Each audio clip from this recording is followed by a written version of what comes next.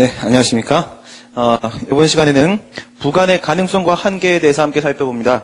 부관의 가능성과 한계는 우리 지난 시간에 배웠던 여러 가지 종류의 부관들이 있었는데 그 부관이 어떠한 경우에 위법해지는 것인가, 위법성 여부에 대한 판단이죠. 부관의 위법성 판단입니다. 부관의 가능성과 한계 하나씩 살펴보도록 할게요. 먼저 들어가기 전에 여러분들이 이 부관의 위법성을 판단함에 있어서 가능성은 뭐고 또 한계는 뭐냐, 이런 생각들이 드실 수도 있을 거라고 생각이 됩니다. 알기 쉬운 행정법 우리 배우면서요, 소송요건, 행정소송의 한계 이런 것들 배웠던 거 기억나실 거예요. 그때 우리 배웠던 행정소송의 한계하고 그리고 행정소송의 소송재판에서 소송요건 논의했던 것들, 그거랑 한번 여러분들 비교를 해보세요. 이렇게 한번 비교해볼까요? 학생들이 지금 이거 이렇게 받아들이기 좀 힘들어 하시는 분들이 계셔가지고, 우리, 항고소송 논의했을 때랑 한번 비교를 해보겠습니다. 소송 요건은 아니지만은, 행정소송의 한계라는 것이 있었어요. 그죠? 행정소송의 한계. 그리고 나서, 소송 요건을 구비했는가? 우리 검토를 했었습니다. 지금은 이제 실체법적인 부관의 위법성에 대한 논의입니다만은, 부관의 위법성을 우리가 이야기를 하면서 좀 유사한 구도를 여러분들이 느끼실 수 있을 거예요. 그럼 좀 받아들이기 편하실 겁니다. 여기는 부관 부가의 가능성에 대해서 살펴보게 되고요. 부관 부가의 가능성. 그리고 나서 부관의 한계에 대해서 이렇게 이야기를 하게 됩니다. 여러분이 먼저 익숙하게 알고 있는 이쪽부터 한번 보도록 할게요. 우리 알기 쉬운 행정법에서 요거는 안 했었기 때문에 요거는 했었단 말이죠. 먼저 여러분 행정소송을 제기하면 3단계로 이루어진다고 했습니다. 첫 번째, 소송재판에서 과연 당의 소는 적법한가를 판단하고, 그다음 두 번째, 본안재판에서 본안요건 구비했는가, 즉 그 처분은 위법한지 판단하고, 세 번째, 그에 따른 최종적 결론으로서 법원의 판결이 나오게 된다고 했었죠. 여기서 첫 번째 단계만 생각하시면 됩니다. 당의 소는 적법한가, 이 취소는 적법한가 라고 했을 때, 물론 대상적격이나 원고적격이나 피고적격이나 협의의 소익, 행정심판 전치주의 제소기관과 같은 소송 요건을 흠결하게 되면 당연히 각하될 겁니다. 그죠? 그런데 이 같은 소송 요건에 대한 이야기를 꺼내기 전에 본질적인 측면에서 논의되는 내용이 바로 행정소송의 한계였었어요. 기억나실지 모르겠는데 행정소송의 한계 내용이 두 개가 있었습니다. 하나는요, 사법 본질에 따른 한계라는 내용이 있었고, 두 번째, 권력분리 원칙에 따른 한계라는 내용이 있었습니다. 기억이 잘 안 나시는 분들은 행정소송의 한계 테마를 살짝 한번 펴보시는 것도 나쁘지 않을 것 같아요. 사법 본질에 따른 한계라는 건 이런 거였어요. 행정소송, 민사소송, 형사소송, 헌법소송 등과 같은 사법심사. 행정소송 역시도 사법심사의 일종이다. 이것이 애당초 처음부터 사법심사의 대상이 될 수 없는 거라면 행정소송의 대상도 될 수 없는 것이다. 아직 무슨 얘기 안 했습니까? 대상적격, 원고적격, 피고적격 이런 소송요건 얘기 아직 꺼내지도 않았어요. 만약에 이것이 통치행위에 해당하고 특별권력관계 문제에 해당하고 재량행위 문제에 해당하고 이런 상황이라고 하게 되면 애당초 이건 사법심사의 대상이 아닌 거였었어요. 그렇기 때문에 이런 경우에도 바로 각하시켜버린다고 했습니다. 그런데 행정소송의 한계에 해당하지 않는다고 하더라도 바로 본안으로 들어가는 것은 아니고 소송 요건을 구비하지 못하면 또한 각하 판결의 대상이 될 수밖에 없습니다. 같은 구도입니다. 부관 부가의 가능성이라는 문제는요, 과연 이와 같은 행정행위에다가 부관을 붙일 수 있는 것인가에 대한 본질적인 문제예요. 애당초 부관을 붙일 수 없는 행정행위라고 한다면 거기다가 부관 붙이면 그 자체로서 위법입니다. 여기서 뭐라고 했어요? 애당초 사법심사의 대상이 아니면 그 자체로서 각하된다고 했습니다. 애당초 그 행정행위에다가 부관을 붙일 수 없는 상황이었으면 부관을 붙였다면 애당초 그 자체로서 위법입니다. 행정소송의 한계에 해당하지 않는다고 하더라도 소송 요건을 구비하지 못하면 각하될 수밖에 없다고 했습니다. 이것이 부관을 붙일 수 있는 행정행위라고 할지라도 부관을 붙이는데도 무제한적으로 붙이는 건 아니기 때문에 부관을 붙일 수 있는 일정한 범위가, 한계가 존재하는데 이거를 만약에 일탈하게 되면요, 그 부관은 위법해지는 것입니다. 이 두 개는 본질적인 측면에서 보는 거예요. 그렇죠? 앞부분은 행정소송을 제기함에 있어서의 본질적인 측면, 부관을 붙이는 데 있어서의 본질적인 측면의 문제고, 이 뒷부분은 소제기함에 있어서의 요건, 본안전 요건, 부관을 붙임에 있어서의 한계 요건을 얘기하는 겁니다. 여기는 뭐라고요? 이거는 지극히 본질적인 문제죠. 이거는요, 일종의 요건 문제죠. 여기서도 한계에 해당하게 되면 바로 각하될 것이고, 여기서도 애당초 처음부터 부관을 붙일 수 없는 행정행위였다면 그 자체로서 바로 위법이 될 겁니다. 만약 여기서 if 각하되지 않고 넘어온다고 하더라도 if 위법이 아니다라고 하고 넘어온다고 하더라도 여기서 소송 요건을 흠결하게 되면 또한 각하될 것이고 여기서 부관의 한계에 위반되게 된다면 또한 위법해질 수밖에 없을 것입니다. 그래서 지금 우리가 이야기할 것은 바로 부관의 위법성에 대한 문제입니다. 그렇죠? 그러면 부관 부가의 가능성, 부관을 붙일 수 있는 가능성은 그래도 인정되는가? 그리고 붙일 수 있다면 과연 그 한계를 넘은 것은 아닐까? 이렇게 2단계로 이루어지게 될 겁니다. 부관 부가의 가능성 1단계 논의 들어갈 겁니다. 그 다음 부관의 한계 2단계 논의 들어갈 겁니다. 이렇게 이루어질 거라는 거. 그럼 받아들일 수 있겠죠? 그러면 하나씩 보도록 하겠습니다. 여러분 교재 같이 펴주시고요. 도의식 체계도 같이 펴주시고 두 개 비교해보면서 가도록 할게요. 우리 교재에 보면 부관 부가의 가능성부터 이야기 들어갑니다. 행정행위의 부관에 관한 일반법은 없다라고 했어요.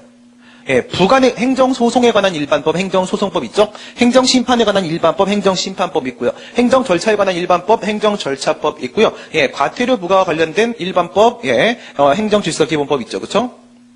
이런 식으로 부관에 관한 일반법이 있다면 그 법을 근거로 해서 당연히 부관 부가까지는 가능할 거예요.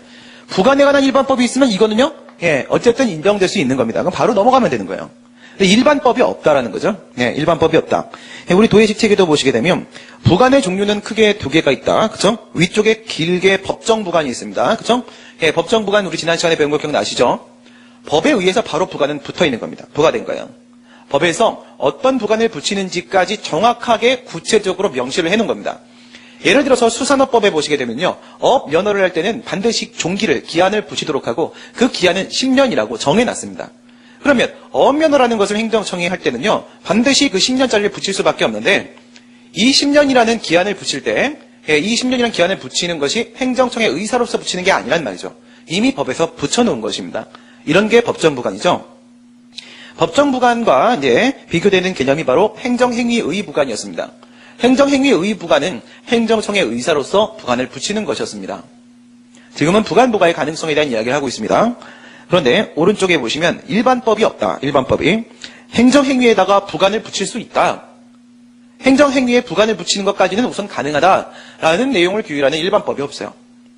그래서 이제 개별법에 대한 문제로 넘어갑니다. 오른쪽에 개별법 가보시게 되면 필요한 부관을 붙일 수 있다. 모든 행정행위에다가 부관을 붙일 수 있다라는 일반법은 없습니다. 근데 지금 이 상황에서 필요한 부관을 붙일 수 있다 또는 필요한 조건을 붙일 수 있다라는 법이 있습니다. 그러니까 개별법에 보게 되면요. 어떤 경우에는 필요한 부관을 붙일 수 있다 또는 필요한 조건을 붙일 수 있다 이런 식으로 규정을 해놓고 있어요. 그럼 이런 경우에 부관을 붙이는 데는요. 법적 근거가 분명히 존재하기 때문에 문제가 없겠죠. 부관 부과를 하는 데까지는 문제가 없는 겁니다. 부관 부과의 가능성은 이런 경우엔 당연히 긍정되는 것이죠. 개별법에서 부관 붙일 수 있다고 했으니까. 그렇죠? 근데 그 밑에 보시게 되면 명문 규정이 있는 경우가 있고 없는 경우가 있어요. 그래서 명문 규정 X 부분 여기가 문제가 되는 겁니다. 여기가. 일반법이 있었으면 좋았을 뻔했는데 일반법이 없더라 이거죠. 그러니까 개별법을 보니까 개별법에 부관을 붙일 수 있다라는 법도 있는데 없는 법도 있더라 이거죠. 부관을 붙일 수 있다라는 개별법이 존재하면 이럴 때 부관 부과의 가능성은 당연히 긍정된단 말이죠. 근데 개별법에 부관을 붙일 수 있다라는 그런 규정이 없을 때 이제 부관 부과의 가능성에라는 이 논의가 들어가게 되는 겁니다. 그렇겠죠? 그럼 법의 근거가 따로 있지 않음에도 불구하고 일반법이든 개별법이든 법의 근거가 따로 있지 않음에도 불구하고 과연 행정행위 의부관입니다. 행정청 자신의 의사만 가지고 부관을 붙이는 것이 과연 가능할까? 이런 문제가 생기는 거고요. 우리 2번 법률행위적 행정행위, 3번 재량행위 이렇게 교재에 보시면요. 전통적 견해에서 이런 얘기를 하고 있었습니다. 법률행위적 행정행위에는 부관을 붙일 수 있고 준법률행위적 행정행위는 부관을 붙일 수 없다. 전통적 견해는 이렇게 봤었어요. 밑에 재량행위 보시면 전통적 견해는 재량행위에 대해서는 부관을 붙일 수 있고 기속행위에 대해서는 부관을 붙일 수 없다. 이렇게 봤었습니다. 왜 이렇게 봤었을까요? 여러분 이런 걸 생각해 보셔야 됩니다. 우선 법률행위적 행정행위와 준법률행위적 행정행위 배웠던 걸 떠올리시고요. 둘의 차이를 한번 비교를 해보도록 합니다. 행정행위는 일본의 다타카라는 학자가 법률행위적 행정행위와 준법률행위적 행정행위를 구분을 했습니다. 이것은 민법상 법률행위와 관련된 내용을 이쪽으로 그대로 차용을 해온 건데요. 이 적정성 여부에 대한 문제를 떠나서 이 구분을 우리가 인정을 하고 한번 생각해 보겠습니다. 그러면 법률행위적 행정행위는 행정청의 의사표시가 존재하고 행정청의 효과 의사에 따라서 그에 따른 법적 효과가 발생하는 행정행위였었고요. 준법률 행위적 행정행위는 행정청의 정신작용이 개입되긴 하지만 그것이 효과 의사에 대한 의사표시는 아니고 행정청의 의사와 전혀 무관하게 법에 근거하여 그대로 법적 효과가 발생하는 것이 바로 준법률 행위적 행정행위입니다. 그렇다면 여러분들 부관을 붙인다라고 했을 때 이 주된 행정행위와 부관이 이렇게 있는데 이 주된 행정행위는 항상 뭐죠? 주된 행정행위는 항상 수익적 내용입니다. 수익적 내용. 그렇겠죠? 왜? 부관이 침익적, 부담적 내용이니까요. 그렇습니다. 이것은 수익적 내용이고 이것은 부담적 내용입니다. 부담적 내용. 90%의 부관은 이 수익적 효과를 제한하기 위해서 효과 제한 목적으로 행정행위에 붙여지게 됩니다.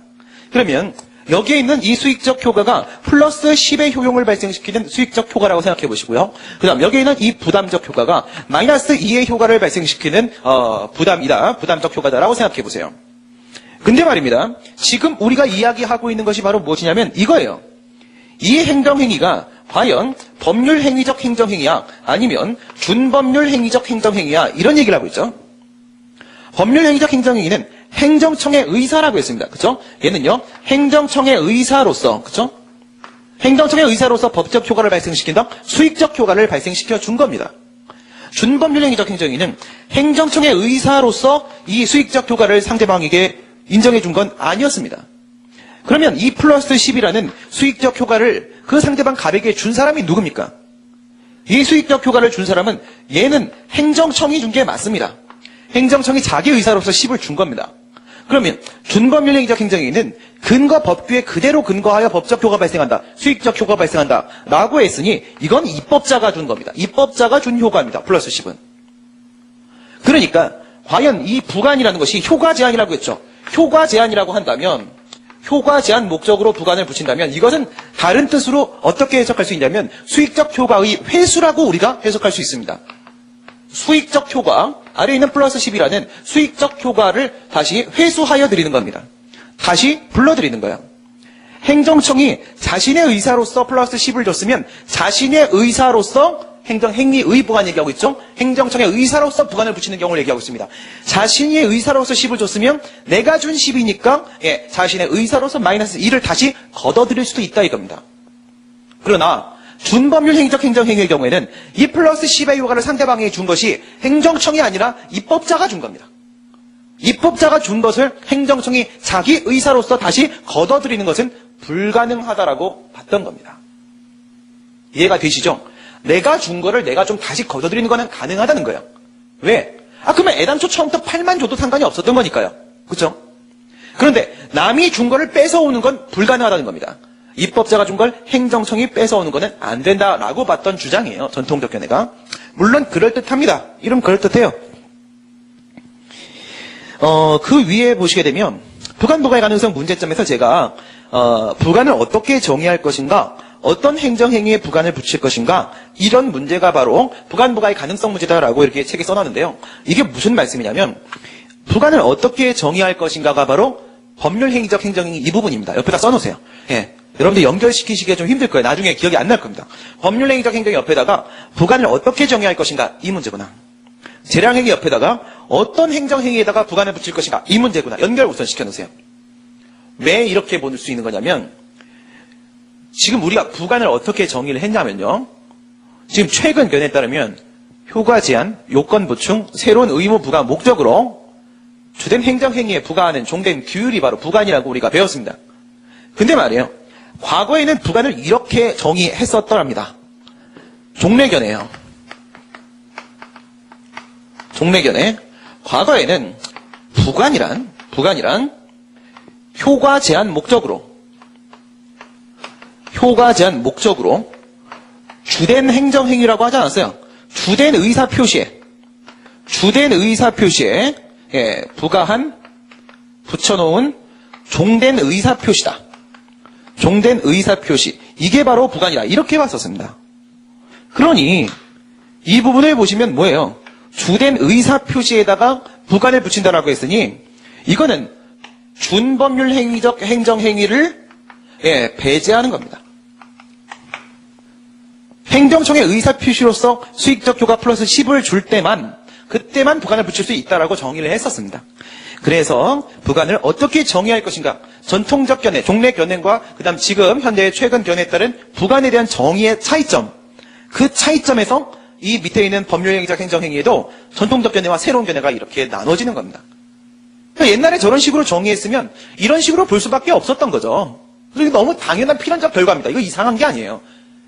그죠? 네. 조선시대 상황을 우리가 이해를 못하다 이런 건 의미가 없는 거죠. 그땐 그게 당연했던 거예요. 이땐 이렇게 정의했으니까 이렇게 보는 게 당연한 겁니다. 새로운 견해 보기 전에 우선 재량행위 먼저 봅니다. 전통적 견해가 또 어떻게 봤었냐?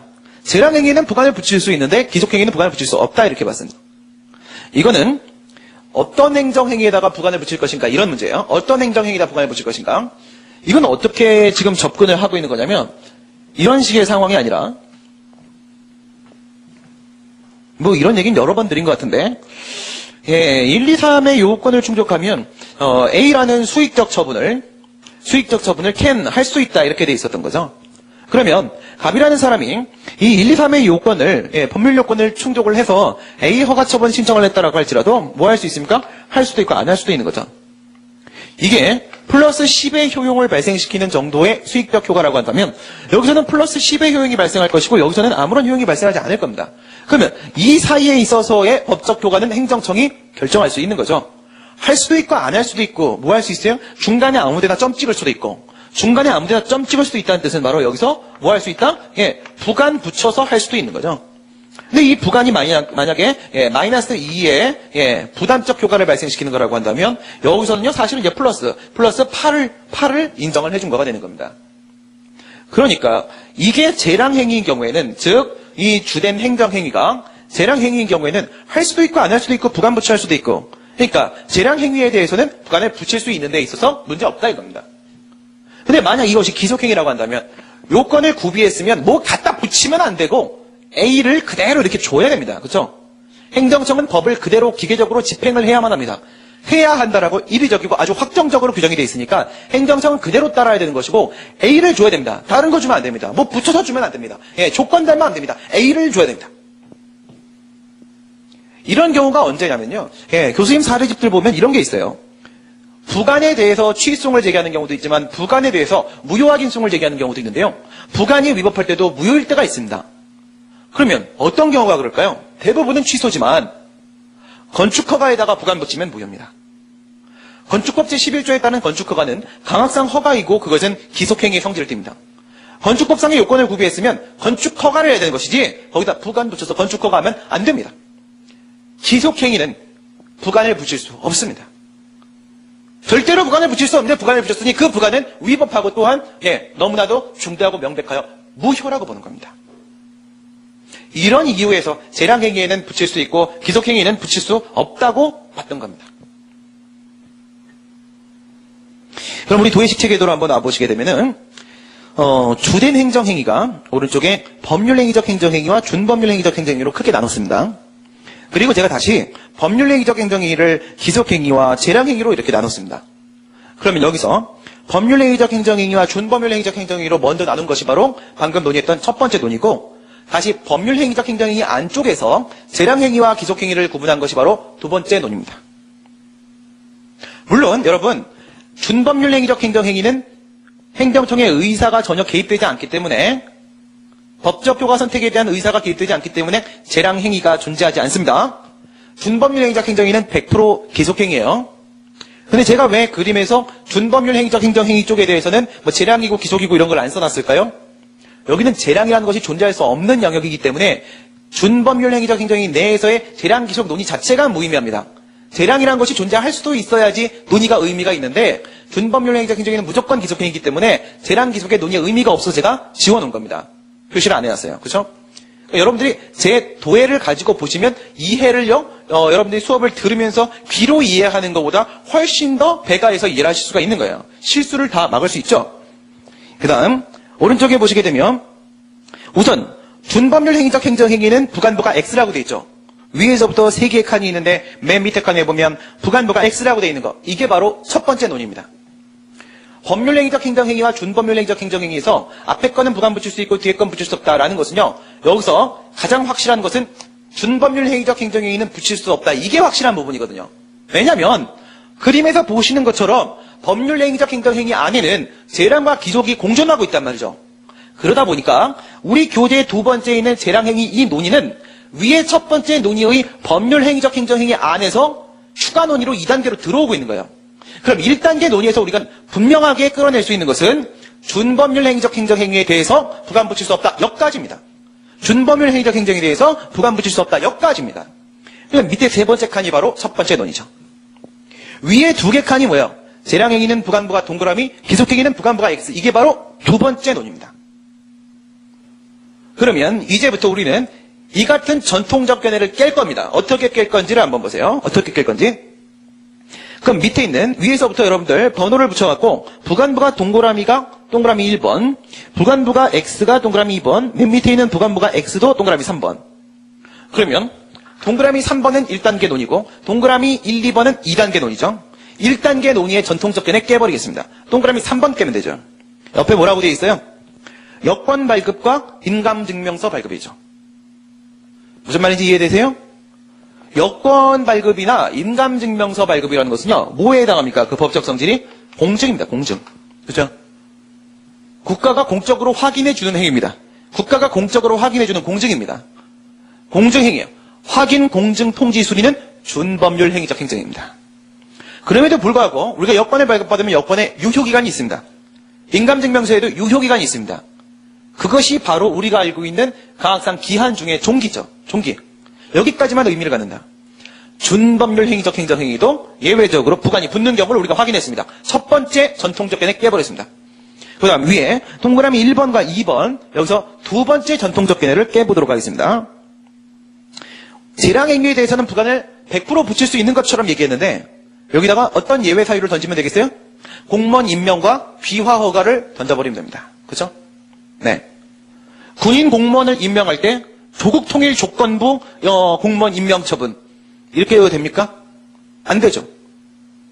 노동부 공무원 임명할 때 노동해방조건부 공무원 임명 이렇게 해도 됩니까? 안 되죠. 경찰 공무원 임명할 때 치안질서 확립 조건부, 강력범죄 박멸 조건부 이렇게 해도 됩니까? 안 되죠. 왜 안 돼요? 네. 제가 방금 전에 열내다가니 잠깐 열을 좀 식히도록 하겠습니다. 방금 전에 저녁을 먹으러 갔다 오는데 작년에 경감시험에 합격하셨던 형님이 저한테 메일을 보내셨습니다. 저는 또 무슨 심각한 문제가 생겨서 법적인 좀 문제가 있어서 이거를 이제 저한테 물어보려고 보내신 줄 알고 근데 동영상 C 파일인 겁니다. 풀어서 봤습니다. 근데 이제 뭐냐면 저기 이제 강진경찰서에서 계신데 4대 범죄 추방 캠페인 하시는 동영상을 보내신 거예요. 보내셨는데 왜 보내셨나 이렇게 봤더니 성폭력 범죄, 학교 폭력 범죄 하고 2개가 더 있었던 것 같은데 이런 거 해갖고 4개의 범죄를 이제 추방을 한다. 거기 굉장히 많이 나오시더라고요. 한 30분 중에 한 20분이 본인 얼굴이 계속 나오시더라고요. 그래서 보면서 많이 웃었는데 경찰 공무원을 임명하면서 이렇게 4대 범죄 박멸 조건부 경찰 공무원 임명 안 됩니다. 왜 안 될까요? 공무원의 지위를 그 사람의 신분을 너무 불안정하게 만듭니다. 지나치게 불안정하게 만든단 말이죠. 그렇죠? 귀화 허가할 때도 마찬가지입니다. 귀화 허가할 때도 귀화 허가를 하면서 대한민국을 위해서 뭘 좀 시키면 좀 대단한 게 될 수 있을까요? 잘 안 생각납니다. 귀화 허가를 하면서 조건을 붙이게 되면요, 대한민국 국민이 된 사람한테 지나치게 그 법적 지위의 불안을 초래하게 됩니다. 근데 말이에요, 여러분 이 귀화 허가나 공무원 임명 처분은 그 법적 성질이 뭡니까? 가학상 특허입니다. 가학상 특허고 이것은 재량행위입니다. 재량행위이지만 부관을 붙일 수 없는 경우죠. 예외 사유 봤습니다. 이걸로 잘 안 깨지면 한 개 더 추가해볼까요? 동그라미 2번에서 기속행위에 대해서는 부관을 붙일 수 없다. 이걸 또 깨버리면 두 번째 논의에 있어서의 전통적 견해를 또 깰 수 있죠. 여러분 이런 거 생각해보세요. 기속행위냐 재량행위냐에 대한 문제는 어디서 나오는 거죠? 기속행위다 재량행위다라는 문제는 바로 법률 효과 부분에서 우리가 논의하고 있는 거죠. 1, 2, 3의 요건을 충족을 하게 되면 A라는 처분을 한다라고 되어 있는데 여기서 말이에요. 이 부분이 법률 요건, 조건 프로그램으로 되어 있는 거죠. 이 부분이 바로 법률 효과 이렇게 되어 있습니다. 여기서는 불확정 개념이 사용되었다라고 할지라도 그것은 판단 여지로 연결될 수 있을 뿐 그것이 재량행위인 것은 아니죠. 기속행위냐 재량행위냐는 여기서 나눠지는 거죠. 그렇죠? 여기서 이제 어떤 경우는 이게 기속행위고 그다음에 어떤 경우는 이것이 재량이다. 이렇게 나눠지는 겁니다. 그러니까 기속이냐 재량이냐에 대한 문제는 여기 문제입니다. 여기 문제요. 그럼 여기 바깥쪽의 문제라고 한다면 기속과 재량으로부터 자유로울 수 있지 않겠습니까? 그렇죠. 식품위생법에 보면 조건부 영업허가라는 게 있습니다. 조건부 영업허가. 어떤 상황이냐면 이거예요. 얘가 1, 2의 요건을 충족을 해왔고 일반 음식점 영업허가 신청을 합니다. 근데 1, 2에 비해서 이 3번 요건은요. 굉장히 경미한 요건이에요. 굉장히 경미한 요건. 작은 거예요. 사소한 겁니다. 근데 얘가 이거를 충족을 못 시켜온 겁니다. 원래 요건을 구비 못했을 때는 어떻게 해야 됩니까? 거부하는 것이 맞죠. 근데 여러분들 식품위생법상의 영업허가는 기속행위입니다. 기속행위예요. 이런 경우에 무엇을 할 수 있도록 하냐면 이거 원래 거부해야 되는데 이렇게 들어가는 거예요. No 이렇게 해야 되죠. 부가는 뭐예요? 부가는 원래 No 해야 되는 것을 Yes but 이렇게 들어가는 거죠. 그렇죠? 넌 요건 충족 못했으니까 안 돼 라고 해야 되는데 좋아 해줄게. 그런데 말이야 조건을 걸 거야. 이렇게 하는 거죠. 이게 부가를 붙이는 거죠. No 해야 되는데 그게 아니라 어떻게 영업허가 허가 처분을 해준다. 그러면서 여기다가 부가를 붙여요. 뭐라고 붙이는 거예요? 3번 요건 충족 조건부. 3번 요건 충족 조건부 영업허가를 해주는 겁니다. 무슨 말씀인지 아시겠죠? 원래는 거부당해야 될 문제인데 허가를 해주면서 이거를 네가 꼭 나중에라도 구비를 해라. 영업허가는 해줄게. 이렇게 들어가요. 기속행위입니다. 부관 붙이고 있지 않습니까? 그렇죠? 왜 그래요? 이 부관의 근거 부분이 여기서 할 수도 있고 안 할 수도 있고 부관 붙여 할 수도 있고 이 효과 부분에 근거하여 부관을 붙이는 것이 아니라 요건과 관련하여 부관을 붙이고 있는 것이기 때문에 그리고 재량과 기속의 문제는 법률 효과 측면의 논의지 법률 요건 측면과 관련이 없기 때문에 아무리 그것이 기속행위라고 할지라도 이런 조건부 영업허가 요건 충족 조건은 붙일 수 있습니다. 아시겠어요? 이거 잘 이해가 안 되실 수도 있는데 여러분 이거는 앞에서 우리 간단히 배우긴 했죠. 뭐일 수도 있어요. 이거는요 조건. 조건 중에서도 무슨 조건? 정지 조건일 수도 있고 부담일 수도 있죠. 부담일 수도. 그죠? 만약 정지 조건이면 우선 허가를 해주긴 한 건데 아직 효력은 발생하지 않은 것이고 3번 요건을 충족해오면 그때 자동 효력 발생이 되는 것이 정지 조건이고 부담으로 이것을 해석을 하게 되면 이미 영업허가의 효력은 발생했고 영업은 시작하면 되는 거고 차후에 3번 요건을 충족해 놓으면 되는 것이고 이렇게 보는 게 바로 요건 충족 조건부 부관입니다. 이런 요건 충족적 부관은 부담 또는 정지 조건으로 해석할 수 있습니다. 어쨌든 기속행위에 대해서 부관을 붙일 수 있는 경우가 있다는 사실을 우리가 확인을 해봤어요. 그렇죠? 그래서 이제 새로운 견해로 한번 넘어가 보도록 하겠습니다. 새로운 견해. 우리 이제 교재로 돌아오시고요. 새로운 견해 보시면 법률행위적 행정행위, 준법률행위적 행정행위에 따라서 일률적으로 결정할 수는 없다. 이것이 명확한 경계가 될 수는 없어. 이렇게 보고 있죠. 우리 아까 뭐 얘기했습니까? 이 부분에 여권 발급 그리고 인감증명서 발급 얘기했었습니다. 행정행위 성질이나 그 부관의 형태에 따라서 개별적으로 판단하는 것이 맞다. 결론 보도록 합니다. 저는 새로운 견해 입장을 취하고 있고 이게 다수설입니다. 동그라미 1번은요, 뭐냐면, 동그라미 2번, 3번만 여러분들이 쓰셔도 되고, 동그라미 1번은요, 무슨 얘기예요? 법률행위적 행정행위와 준법률행위적 행정행위라는 행정행위의 구분 구도 자체가, 인정될 수 없다라는, 이거 본질적 거부예요. 본질적 부정. 그죠? 행정청의 의사작용은 행정법규에 속한 객관적 내용을 구체적으로 실현하는 것에 지나지 아니하지, 이미 다 정해진 것을 실현시키는 것일 뿐이지, 사법상의 의사 요소와 동일하게 취급할 수 있는 것은 아니다는 겁니다. 그죠? 우리가 민법에서는 배우는 법률행위라는 것, 그것과 비교했을 때 이미 행정청의 의사작용이라는 것은 이미 법에 다 정해져 있던 거예요. 그죠? 이게 순수한 행정청의 의사작용이 아닌 겁니다. 의사표시가 아닌 겁니다. 그죠? 그래서 법률행위적 행정행위와 준법률행위적 행정의 구도 자체를 부정하자는 주장이 동그라미 1번이에요. 그러니까 이런 구도 자체를 깨버리면 이런 주장도 나올 수 없는 거죠. 근데 직접적으로는 동그라미 2번과 3번 생각하시면 되고요. 동그라미 2번, 법률행위적 행정행위 중에도 신분 설정 행위인 기여가, 공무원 임명과 같은 경우에는 부관부가가 안 된다. 지금 이거는 기속과 재량의 측면에 접근한 게 아닙니다. 특허라는 측면에 접근한 거예요. 특허는 형성적 행정행위로서 법률행위적 행정행위지 않습니까? 그렇기 때문에 법률행위적 행정행위도 부관부가가 제한되는 경우가 있다는 것을 보여준 거고, 반대로 준법률 행위적 행정행위의 경우에도 여권 발급, 인감증명서 발급에는 부관을 붙일 수 있는 경우도 있다는 겁니다. 예외가 분명 존재하고 있다. 그렇다면 절대적 기준이 될 수는 없는 거 아니겠는가. 그 다음 재량행위 쪽을 보도록 합니다. 새로운 견해. 역시 일률적으로 판단할 문제는 아니라고 얘기를 하고 있고요. 판례는 뭐예요? 판례는 기속행위 부관 붙일 수 없고 재량행위만 붙일 수 있다라고 보고 있습니다. 전통적 견해처럼 보고 있어요. 판례는 전통적 견해 입장을 취하고 있고요. 소결 보도록 합니다. 재량행위와 기속행위에 대한 문제는 이겁니다. 법률 효과의 측면에서 파악되는 성질이며 요건 충족적 부관이라고 한다면 이것은 여기에는 이 법률 요건 측면에서 붙여지는 조건부 영업허가의 문제이기 때문에 이럴 때는 기속행위에도 가능할 수 있다. 그 다음 반대로 우리 아까 봤던 비화허가나 공무원 임명과 같은 재량행위에도 부관을 붙일 수 없을 때가 또한 있다. 또 예외를 우리가 제시를 했습니다. 그래서 이것이 절대적 기준이 될 수 없다. 이렇게 결론 내린 거죠.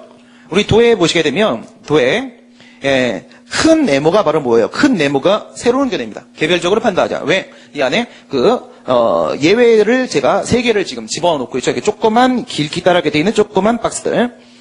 그다음 밑에 일률적 판단 보도록 합니다. 의사표시 유무. 이게 이제 첫 번째 논이고, 재량권 유무, 이게 두 번째 논이고, 부관을 어떻게 정의할 것인가. 이것은, 종래 부관을, 주된 의사표시에 붙인 종된 의사표시, 이렇게 정의했던 적이 있었다라고 했고요. 재량권 유무 부분은 그 주된 행정행위가 기속행위냐 재량행위에 따라서 어떤 행정행위에 부관을 붙일 것인가에 대한 문제라고 봤었습니다. 그렇죠? 유무 했습니다. 유무, 유 부관 붙일 수 있다, 무 부관 붙일 수 없다. 밑에도 역시 재량권 유 부관 붙일 수 있다, 무 부관 붙일 수 없다. 이게 바로 전통적 견해였다라는 것을 제가 일목요연하게 정리해 놓은 겁니다. 그 다음 됐고요. 부관의 한계로 갑니다. 부관의 한계. 도의식 체계도 우측 보시면 되고요. 우리 교과서 로마자 2번입니다. 처음에 말씀드리기를 부관 자체를 붙일 수도 없으면 그 부관은 무조건 위법. 부관을 붙일 수 있으면 그 다음 논의는 부관의 한계를 위반했는가, 인정범위 일탈했는가, 그런 문제로 넘어간다고 했어요. 그래서 로마자 2번의 문제점을 보시면 부관 부과의 가능성이 긍정되는 경우라고 하더라도 부관의 한계를 일탈하면 위법일 수밖에 없다. 이때 한계 논의는 두 가지 가지고 판단한다. 첫 번째, 부관이기 때문에 존재하는 한계가 있습니다. 부관이기 때문에 존재하는 한계. 그 다음 두 번째 논의는요. 행정행위의 일부 구성 요소이기 때문에 행정행위의 일부를 구성하고 있는 요소일 뿐이기 때문에 요소의 다름 아니기 때문에 존재하는 한계가 하나 있습니다. 어떤 식으로 보고 있는 겁니까? 이제 또 새로운 국면으로 들어가 보도록 하겠습니다. 부관의 한계를 들어가 보시게 되면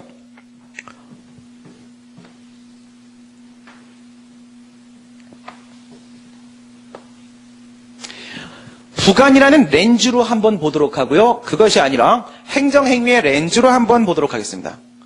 부관이라는 렌즈를 가지고 보게 되면요. 예의 의미가 있습니다. 예에게 어떠한 우리가 의미를 부여할 수 있습니다. 행정행위라는 렌즈를 가지고 본다면 부관을 붙이는 것은 앞서 말씀드린 대로 재량권 행사를 하는 내용의 일환이기 때문에 실은 이게 하나의 행정행위입니다. 이게 하나의 행정이에요. 그렇죠? 그렇다면 여기서는 어떻게 보냐면 이 부관이 이 주된 행정행위와 어떤 관계를 맺고 있는가. 양자 사이에 관계 문제가 생기는 거죠.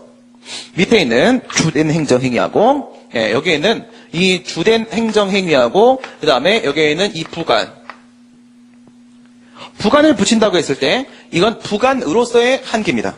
부관이기 때문에 가지고 있는 한계. 이것은 바로 이 부관과 행정행위와의 관계 속에서 끌어낸 한계론입니다. 왜? 이 관계가 어떤 관계니까? 이 부관은 이 주된 행정행위에 부수적으로 붙여져 있는 것이고, 그렇죠? 여기다가 갖다 붙여놓은 것이고, 또한 주된 행정행위 효력이 소멸하게 되면 부담은 자동으로 사라질 수밖에 없습니다. 그러니까 얘는 여기에 뭐예요? 부차적이고 의존되는 친구다. 즉 부관의 부종성이라는 문제에서부터 나타나는 한계입니다. 부관과 주된 행정의 관계, 부관은 얘한테 의존하고 있다. 얘한테 복속되어 있다. 하는 측면에서 나오는 이 부종성이라는 특징으로부터 나오는 한계가 3개가 있는 거예요. 이해가 되시겠습니까? 거기 내용을 보시면 이해가 됩니다. 여기서 거기 내용 보시면 첫 번째 사항적 한계가 있고, 두 번째 목적상 한계가 있고, 세 번째 시간상 한계가 있어요. 어렵지 않아요. 도의식 체계도 가지고 먼저 직관적으로 접근을 한번 해보세요. 사항적 한계는 이것이 바로 주된 급부다. 이것이 바로 반대 급부다. 수익적 효과를 주는 이 주된 급부와 그다음 이 부담적 효과를 주는 이 반대 급부 사이에 있어서 관련성이 인정돼야 된다 이겁니다. 실체적 관련성이 인정돼야 된다. 그죠? 얘와 얘가 관련을 맺고 있어야 돼요. 전혀 관계없는 거면 안 된다 이거죠. 생뚱맞으면 안 된다는 거예요. 사항적인 통일성이 인정돼야 된다 이겁니다.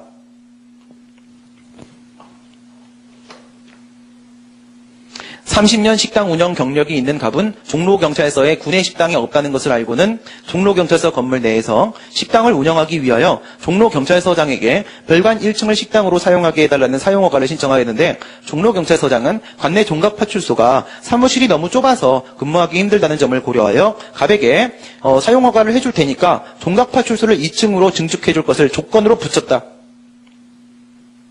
종로경찰서에서 종로경찰서 지하에 별관 1층이네요. 1층에서 구내 식당을 하게 해주는 거 하고 저기 있는 종각파출소 꼬랐으니까 리모델링하고 증축해달라고 하는 거하고 관계가 있어요 없어요? 아무 관계가 없죠. 이게 뭔데요? 이게 종로경찰서 별관 1층 구내 식당 사용 허가 이게 뭔데요? 종각파출소 2층 증축 조건 아무 관계가 없다 이겁니다. 사항적 관계입니다. 사항적 관계. 사항적 통일성이 인정돼야 된다. 서로 뭐예요? 밀접한 관련을 맺고 있어야 된다. 그러니까 밀접한 관련을. 뭐 하면 안 된다? 반대급부를 부당하게 결부시키면 안 된다. 이게 주된 급부고, 이게 반대급부잖아요. 그렇죠? 얘가 바로 주된 행정행위가 플러스 10을 주는 주된 급부고, 이게 바로 여기에 따라온, 이게 바로 뭐야? 반대급부죠. 반대급부. 이 반대급부를 주된 급부에다 붙이면서 부당하게 갖다 붙이면 안 된다. 부당하게 결부시키면 안 된다. 그죠? 이건 얘와 얘의 관계 속에서 나오는 한계잖아요. 관계 속에서. 부관이기 때문에 가지고 있는 한계예요. 두 번째, 목적상 한계. 옆에 보시게 되면 목적상 한계.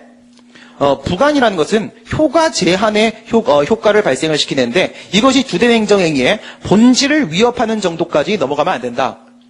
이런 얘기를 하는데 이게 뭐냐면 여러분들 이렇게 생각하시면 어렵지 않아요. 거기 제가 어디가 어디로 속해지는 것인가 이런 식의 부등호를 하나 달아놨는데요. 여러분 이건 어때요? 우리 부관 그림을 항상 이렇게 그리죠. 부관 그림을 이렇게 그리죠. 그렇죠? 그러면 주된 행정행위의 효과 플러스 효과 이 플러스 효과가 이렇게 하면 좀 그렇죠. 죄송합니다. 주된 행정행위가 이게 있습니다. 여기 이렇게 부관 이렇게 있습니다. 주된 행정행위의 효과를 우리가 1이라고 보겠습니다. 1. 그다음 이 부관의 부담적 효과를 2라고 보도록 하겠습니다. 이렇게 그림을 그려놓게 되면 어떻게 돼요? 1이 2보다 크죠. 그러면 이게 플러스 10의 효과를 발생시키고 있다면 이게 마이너스 2의 효과를 발생시키고 있죠. 1에 말해야 효과 제한이라고 말할 수 있는 거 아닙니까? 1에 말해야 뭐예요? 부관이 주된 행정행위에 붙어있다라고 말할 수 있는 거 아닙니까? 그쵸? 배보다 배꼽이 크면 안 된다 이겁니다. 배보다 배꼽을 어떻게 크게 그리면 되겠습니까? 이게 배예요. 주된 행정행위는 똑같습니다. 크기 똑같이 플러스 10입니다. 이게 배입니다. 얘의 효과는 플러스 10의 효과입니다. 근데 부관이 이러면 어떨까요? 부관이 이러면 부관입니다. 이게 2의 효과입니다. 마이너스 효과입니다. 이러면 어떻게 돼요? 배꼽이 더 크죠? 배꼽이. 이건 딱 배꼽 같잖아요. 부관은 배꼽입니다. 배꼽. 이건 배꼽이 아니에요. 그죠? 곱빼기지 뭐 곱빼기. 이렇게 돼 있는 거야. 이렇게. 이러면 안 된다는 겁니다. 얘가 플러스 10의 수익적 효과를 발생시키는데 얘가 마이너스 20의 효과를 발생시켜요. 이건 효과 제한이 아니라 이 주된 행정행위의 본질적 목적 자체를 위협을 한다 이겁니다. 그래서 판례 우리 어떤 거를 얘기를 했었습니까? 이런 기선선망어업 판례를 얘기했었죠. 그러니까 기선선망어업 면허를 해주면서 뭐라고 하냐면 부속선을 전혀 사용할 수 없도록 조건을 붙여버려요. 그럼 우리 어떻게 해요? 화물을 실어 나를 때 드래곤볼 이거 해야 됩니까? 그렇죠? 거북도 다 불러야 됩니까? 등에다가 컨테이너 이렇게 싣고 수영해야 됩니까? 그러면 어업면허 안 해준 거나 마찬가지다 이거죠? 주된 행정행위로서 어업면허의 본질적 목적 자체를 훼손하고 위협하게 된다 이겁니다. 이러면 안 된다. 부관은 주된 행정행위에 부종되어 있는 것이기 때문에 주된 행정행위의 목적 자체를 위협하면 안 된다. 그래서 주된 행정행위의 목적의 존속을 유지시켜줘야 된다 이겁니다. 또 이건 뭐야? 시간상 한계. 부관은 주된 행정행위 할 때 갖다 붙이는 겁니다. 그러니까 주된 행정행위를 해줄 때 부관을 그때 동시에 붙여줘야지, 동시에. 그쵸? 주된행정이 딱 하고 처분통서 보냈어요. 너에게 허가를 해준다. 그러고 나서 이제, 이제 나 허가를 받았구나. 열심히 일해서 돈을 벌고, 우리 가족들에게 맛있는 걸 사줘야지. 열심히 일해야지. 그랬더니, 일주일 뒤에 깡패, 지방자치단체장이 딱 와갖고, 완전 깡패지 와갖고, 부관을 붙인다. 라고 하면서, 1,000만 원 내놔 조건부.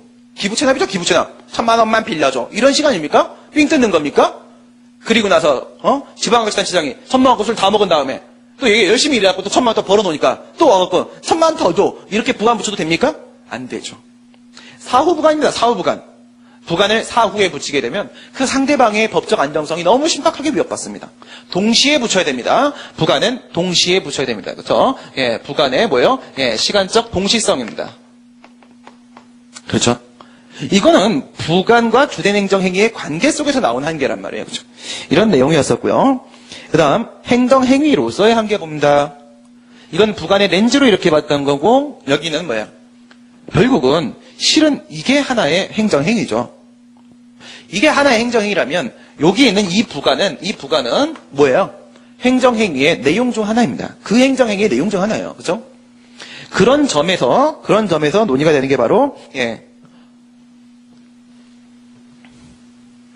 법령상 한계, 행정행위의 일구성 요소이기 때문에 나오게 되는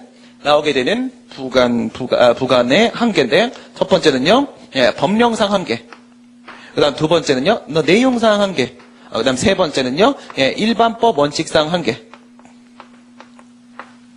가만히 생각해 보시면 별거 없습니다. 여러분, 이게 주된 행정행위죠? 그죠? 이 주된 행정행위에는 뭐가 있겠습니까? 근거법이 있을 겁니다. 그죠? 근거법. 식품위생법에 근거해서 영업 허가를 해주는 것이고, 도로법에 근거해서 도로조명 허가를 해주는 것입니다. 근거법이 있겠죠. 그럼 여러분, 이 주된 행정행위는 이 근거법에 위반되면 안 됩니까? 위반돼도 됩니까? 위반되면 안 되죠. 법률 우위 원칙상 당연히 위반되면 안 되죠. 근데 실은 여기까지가 행정행위잖아요. 그렇다면 부관은 당연히 이 근거법에 위반되면 안 되는 거겠죠. 그렇죠? 왜? 얘가 얘니까. 결국 이게 하나의 행정행위고 실은 이게 주된 행정행위인 거니까. 주된 행정의 근거법에 얘가 위반되면 안 된다면 얘도 당연히 위반되면 안 돼. 이건 뭐 할 말이 없는 겁니다. 그렇죠? 주된 행정행위의 근거법 위반 금지. 그리고 우리 행정행위의 위법성을 얘기하면서 주체상하자, 절차상하자, 형식상하자, 내용상하자 이런 거에 앞서서 내용상 한계로서 사실 그 앞에 너무 당연해서 말조차 꺼내기 참 창피한 것들이 있었어요. 뭐 있었을까요? 명확성과 실현성입니다. 명확성과 실현 가능성. 행정행위입니다. 행정행위. 여러분, 행정행위 어떤 의무를 부과합니다. 의무를 부과하면서 뭐 하면 안 된다고 했어요? 허가한다. 뭘 임마. 내가 신청한 것도 왜 이래 겁나게. 철거하라. 그쵸? 이런 식이에요. 명확하게 얘기해줘야죠. 명확하게. 그쵸? 또, 실현 가능성. 내 마음을 바꿔봐. 제일 어려운 거 뭐예요? 전유성을 웃겨봐. 실현 가능성이 없잖아요. 그죠? 웃길 수 있나요? 그러면 좀 딴 걸로 바꿔야겠네. 그죠? 달도 따오고 태양도 다 따올 수 있잖아. 그죠? 사귀기 얼마 안 된 애들은 그거 다 따와, 걔네들은. 못 하잖아요. 그죠? 제일 세상에 어려운 거. 저를, 신민의 IQ를 150 밑으로 내려봐. 불가능하잖아요. 태어났을 때부터 천재인데. 어떻게 내려, 그거를. 그죠? 불가능. 실현 가능한 걸 시켜야지. 그러니까, 부관도 행정행위의 일부 구성 요소이기 때문에, 행정행위가, 철거하라. 달을 따와라. 어떻게 따와? 할 수 없다면, 여기다가 부관 붙이면서 부담으로도 그렇게 하면 안 되는 거예요. 부담으로도. 그쵸? 여기다가 총포 거래 허가를 딱 해주면서 그 총을 들고 남북을 통일시키라. 라는 조건 붙여도 됩니까? 실현도 안 가능한 거 붙이면 안 돼. 이게 너무 당연한 거예요. 너무 당연한 거. 그 다음, 이건 뭐예요, 이거는? 이거는 우리가 이미 알고 있는 거예요. 이게 100번 얘기하잖아요. 100번. 1, 2, 3의 요건을 충족하면 A라는 수익적 처분을 할 수 있다. 할 수도 있고 안 할 수도 있고 부관 붙여 할 수도 있다. 근데 말이에요. 여기서 이게 뭡니까? 이게. 이 영역이 바로 재량권 행사죠. 재량권 행사. 할 수도 있고 안 할 수도 있고 여기서 이게 점을 찍을 수 있는 거예요. 재량권 행사죠. 그러면 이 재량권 행사는 무제한적인 자유라고 했습니까? 아니라고 했죠. 재량권 행사도 일정한 한계가 있다고 했습니다. 그 한계를 뭘 가지고 검토한다고 했어요? 뭘 가지고? 불문법. 불문법은 뭘 말한다고 했어요? 우리나라에서? 판례법? 아니. 조리법. 조리법은 뭐라고 했어요? 행정법의 일반 원칙. 비평신자 목동 부실사. 재량권 행사하면서 비평신자 목동 부실사에 위반되면 재량의 하자가 발생하여 위법 이렇게 되는 거 아니에요. 그렇죠? 그러면 이 부관 붙이는 게 재량권 행사라면서 그럼 부관도 당연히 비평신자 목동 부실사에 위반되면 안 되는 거잖아요. 너무 당연하잖아. 이거는 하나의 뭐니까? 이건 하나의 재량권 행사니까. 재량의 하자와 다르지 않단 말이에요. 왜? 부관도 사실 행정행위의 일 내용이기 때문에 이런 얘기가 나오는 거 아닙니까? 그렇죠? 다 했습니다. 끝낼 거야. 간단한 거예요, 간단한 거. 그럼 제가 읽어드리는 거에서 어디가 위법한지 한번 찾아보세요. 어려울 겁니다. 예, 각각의, 여러분들 이제 지난 시간에 우리가 각각의 조건들의 부관의 종류는 우리가 봤어요. 그렇죠? 위법한지 한번 보세요.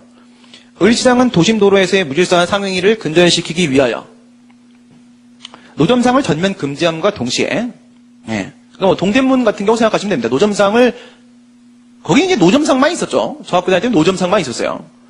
중간에 거평프레아라는 게 처음 들어오기 시작하면서 막 큰 건물들이 들어왔죠. 쇼핑몰들이. 예. 그리고 나서 이제 노점상을 전부 다 철거를 하고 나서 노점상이 하나도 없었던 시절이 있었고, 지금은 이제 노점상들이 다시 이제 합법적으로, 거기서, 예, 상행위를 하고 있는 사람들이 있죠. 이렇게 돼 있는데, 그 합법적으로 하고 있는 사람들, 그 사람들 얘기하는 거예요. 뭔지 아시죠? 컨테이너가 있잖아, 컨테이너가. 그죠? 컨테이너가. 옛날에는 그냥 뭐요? 천막치고 노점상들이 있었어요. 무허가 노점상들이 있었어요. 그런데 이거를 지방자치단체에서 다 철거를 했어요. 물론 철거 과정이 조금 지저분했습니다. 그죠? 깡패 동원하고, 예, 좀 그랬죠. 어쨌든 철거했습니다. 철거했고, 그리고 나서 뭘 했냐면 거기다 컨테이너를 이렇게 박스 같은, 공간 박스 같은 컨테이너를 만들어주고, 거기다가, 예, 영업을 할 수 있게 해줬습니다. 그죠? 그런 식으로 얘기하는 거예요. 금지함과 동시에 예외적으로 몇 개소를 지정하여 신청자를 상대로 노점시장 사용 허가를 해주기로 하였다. 노점시장 사용 허가는요, 여러분들 이렇게 인도가 있죠. 인도가 있는데 여기 이렇게 컨테이너 박스가 이렇게 들어가 있잖아요. 이렇게 들어가 있습니다. 이렇게 들어가 있으면 이 도로의 일부를 지금 점유하여서 사용하고 있죠. 도로의 일부 위에서 지금 상행을 하고 있는 게 맞잖아요. 이거는 일종의 도로 점용 허가로 봅니다. 도로 점용 허가로. 이 박스 자체도, 컨테이너 박스 자체도 이것도 일종의 곡물이기 때문에, 예, 도로 점용 허가와 마찬가지로 곡물 사용 허가 문제로 접근할 수도 있습니다. 근데 이제 여러분들이 아직 이제 곡물법을 배우지는 않으셨기 때문에 곡물법을 모른다는 전제 하에서 이렇게 접근해야 돼요. 교수님들도 이렇게 접근합니다. 이 컨테이너 박스는 도로 위에 위치해 있으며 따라서 그 밑에 있는 부지의 도로를 점유하여 사용하고 있는 것이므로 도로 점용 허가의 일종이다. 그럼 이게 특허죠. 재량입니다. 을시장은 가백에 사용 허가를 해주면서 1번 행정청은 공익상 필요에 의하여 언제든지 노점시설 사용 허가를 처리할 수 있다.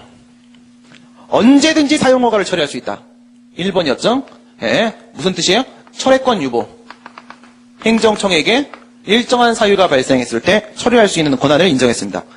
그 다음 두 번째, 노점시설 영업을 타인에게 양도할 때에는 시장에게 임가를 받아라라는 의무를 부과했습니다. 부담.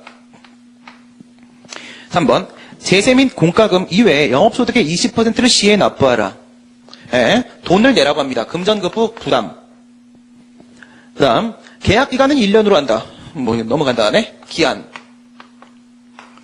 5번째, 위 사항을 위반할 때에는 언제든지 노점시설 사용허가 처분을 취소할 수 있다. 철회권 유보. 이럴 때 취소할 수 있다. 여러분, 위법합니까? 적법합니까? 위법합니까? 적법합니까? 첫 번째, 얘는 어때요? 언제든지 처리할 수 있다라고 했어요. 그렇죠? 언제든지 처리할 수 있다. 하나씩 볼까요? 부관부가의 가능성은 인정됩니까? 도로조명 허가는 특허니까 법률행위적 행정행위고 재량행위고 아무 문제 없네요. 그렇죠? 패스. 이제 부관의 한계로 들어가도록 합니다. 부관의 한계로. 언제든지 처리할 수 있다라고 하게 되면 사항적 통일성 인정됩니까? 그 내용이 없죠. 사항적 통일성 깨집니다. 뭘 붙였는지 알기가 힘들어요. 그 다음 목적사항 한계, 법령사항 한계, 내용사항 한계. 여기서 가장 결정적인 건 뭐예요? 비례원칙이죠. 비례원칙. 일반법 원칙상 한계. 비례원칙이라고 쓰겠습니다. 비례원칙 위반. 예, 상대방의 지위를 지나치게 불안하게 만든다. 일반법 원칙상 한계. 비례원칙 위반 사유가 인정됩니다. 위법. 그다음 두 번째 부담은 양도할 때 인가를 얻어야 된다. 여러분들 택시 면허 양도할 때 여러분 어떻게 해야 돼요? 택시 면허. 내가 택시 면허 갑인데 을한테 돈 받고 팔려고 그래요. 팔 수 있어요, 없어요? 팔 수 있어요. 무조건 안 되는 건 아니에요. 근데 택시 면허라는 건 특허입니다, 특허. 특허는 뭐예요, 행정청이? 상대방에게 독점적인 권리를 설정해 주는 거예요. 여기서 너만 영업해. 이 차 가지고 너만 택시해. 너만 여기서 통신 서비스 제공 업무해. 특허입니다. 이 노선에서 너만 시외버스 운송해. 거기서 너만 항공기 운행해. 이럴 때 그 권리를, 이게 재산적 권리란 말이죠. 이거를 양도할 때는요, 나한테 준 거니까 함부로 양도할 수는 없고요. 어떻게 해야 됩니까? 행정청에게 동의를 받아야 됩니다. 행정청의 동의가 있어야지만 비로소 양도가 이루어질 수 있습니다. 그게 바로 강학상 인가잖아요. 그래서 이 인가는 뭐 전혀 문제가 없습니다. 부담, 적법입니다. 위법이고. 3번. 세세 및 공과금 외 영업소득의 20%. 법률유보 위반입니다. 법률유보 위반. 법령상 한계 위반입니다. 법령상 한계 위반. 위법. 왜 그러죠? 돈 내라는 거예요, 돈 내라는 거. 여러분, 침입적인 행정작용을 할 때는 반드시 법적 근거가 있어야 됩니다. 그죠? 그런데 이 도로법에 보게 되면 도로법 43조에 도로 점용료를 징수할 수 있다는 얘기는 있어요. 근데 이 영업소득의 20% 이거는요, 별도의 법적 근거가 없습니다. 그죠? 법령상 한계 위반입니다. 그 다음에 1년짜리 계약기간, 이건 어때요? 도로법에 보면 도로점용허가는 3년 이내의 범위 내에서 행정청이 결정할 수 있도록 했으니까 이거는 뭐 특별한 문제가 없습니다. 철회권 유보. 위의 사항을 위반할 때는 이거죠. 부담 이거를 위반하면 취소할 수 있다. 이거를 위반하면 취소할 수 있다. 그러면 이거 둘 중에 하나가 위법이면 이것도 위법입니다. 여기 위법이 들어있네요. 그죠? 들어있으니까 이것도 위법입니다.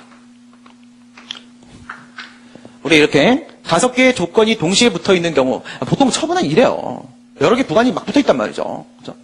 있는 경우에 있어서 각 조건의 종류 및, 그죠? 성질 및, 그리고 위법성 여부를 한번 봤는데, 우리 지금까지 부관의 위법성을 판단하는 기준을 한번 봤습니다. 교과서 가지고요, 전체적으로 한번 정리하고 마무리하겠습니다. 부관 부과의 가능성 얘기는 우리가 교과서 다 같이 봤고요. 부관의 한계 보도록 하겠습니다. 첫 번째 사항적 한계. 주된 행정 행위와 사항적 통일성이 인정되어야 된다. 뭘로 기억하시면 됩니까? 부당결부금전칙으로 기억하시면 됩니다. 부당결부금전칙으로 기억하시면 됩니다. 어떻게 기억하시면 됩니까? 일반법 원칙상 한계에 원래 부당결부금전칙이 포함됩니다. 그런데 특히나 부관은 부당결부금전칙이 매우 중요하기 때문에 따로 사항적 한계로 빼내와 있습니다. 따로 앞으로 빠져나와 있다는 거. 이걸 여러분들이 좀 비교해 놓으시면 되겠고요. 부관으로서 한계는 이 부관이기 때문에 가지는 한계라고 했어요. 주된 행정행위와의 관계 속에서 논의되는 거라고 했습니다. 목적상 한계. 주된 행정행위의 본질적 목적 자체를 위협해서는 안 된다. 기선선망 어업 면허를 하면서 부속선 사용 제한하는 부관을 붙였다. 이것은 목적상 한계 위반에 따른 위법성이 인정된다라고 판례가 봤었습니다. 그 다음에 시간상 한계. 과연 행정행위를 발한 다음에 사후적으로 부관을 붙이거나 그 붙였던 부관을 사후적으로 변경할 수 있겠는가 이런 문제입니다. 그렇죠? 이거는요. 불측의 손해를 발생시킬 수 있습니다. 예측할 수 없는 손해를 발생시킬 수 있겠죠. 이런 거 허용해버리게 되면 행정청이 나중에 뭔 짓 할지 몰라요. 행정청 눈치만 보고 살아야 돼요. 평생. 그렇게 안 돼요. 그렇죠? 그래서 인정할 수 없습니다. 학설, 부정설. 부관의 부종성의 가장 기본은 바로 행정행위와 동시에 붙인다는 것이다. 인정할 수 없다.